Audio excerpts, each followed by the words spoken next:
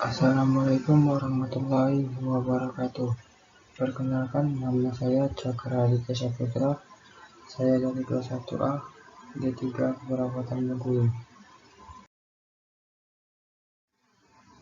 Di sini saya akan menjelaskan sistem reproduksi wanita, alat reproduksi wanita bagian luar.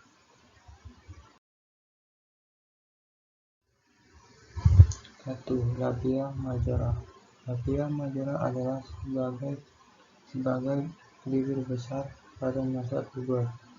Area kulit di labia majora akan tumbuh bulu atau rambut yang juga mengandung kelenjar penghasil minyak. 2. Labia minora. Labia minora atau bibir kecil merupakan alat reproduksi wanita yang mempunyai berbagai ukuran. Letaknya tepat di dalam labia majora, mengelilingi bukaan ke vagina dan uretra, dan kurung saluran pembawa urin. Kulitnya sangat halus, mudah sterilisasi dan bengkak. 3. Kelenjar Bartholin. Kelenjar ini berada di sisi sebelah lubang vagina dan bisa mengeluarkan sekresi cairan atau lendir untuk melumasi area mispe. 4. Klitoris. Klitoris adalah organ produksi wanita yang merupakan tonjolan kecil dan sensitif. Klitoris ditutupi oleh lingkaran kulit disebut sebagai preputium, mirip dengan kulit di ujung penis. Perlu diketahui bahwa klitoris sensitif terhadap rangsangan dan menjadi area ereksi. Oleh karena itu, klitoris kerap menjadi salah satu titik rangsangan wanita.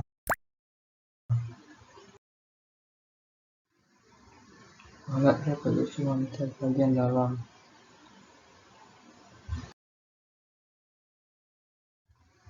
1. Vagina. Vagina adalah saluran yang menghubungkan serviks bagian bawah rahim dengan bagian luar tubuh. Letaknya di dalam tubuh, belakang kandungan kemih, lebih rendah dari rahim.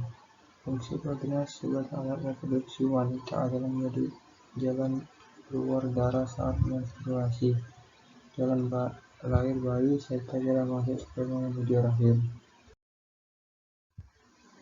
2. Ovarium. Ovarium atau indung telur berada di sisi kanan dan kiri rongga panggul yang bersebelahan dengan bagian rahim atas. Alat atau organ reproduksi wanita yang ini bertanggung jawab untuk memproduksi hormon sebagai estrogen, progesteron, dan ovum, atau yang bisa disebut sel telur. 3. Tuba Fallopi. Tuba Fallopi memiliki bentuk seperti saluran kotoran yang masing-masing membentang dari ujung kanan dan kiri pada rahim atas dan ujung ovarium.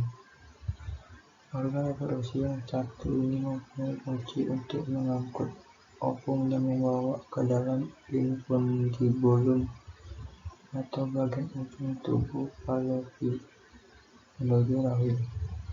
Pembuahan sel telur dengan sperma juga terjadi di tubuh Fallopi. Kemudian telur yang sudah dituai pindah dan ditanamkan pada lapisan rahim.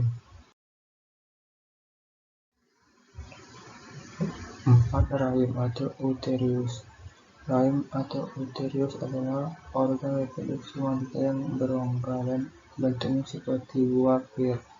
Ini merupakan rumah bagi janin yang sedang berkembang. Selain itu, rahim menyokong embrio selama tahap perkembangan awal. Otot dinding rahim berkontraksi salinan normal untuk mendorong janin melewati jalan lahir. 2. Bagian rahim. Serviks. merupakan leher rahim yang berada di bagian bawah, yang menjadi jalan menuju vagina serta tubuh utama rahim, yaitu corpus. Corpus area fleksibel karena bisa mengembang sesuai perkembangan bayi. Ini juga merupakan saluran untuk darah, menstruasi, dan sperma. 5. Leher rahim atau serviks. Leher rahim atau serviks adalah organ berbentuk silinder atau tabung yang menghubungkan vagina dengan rahim.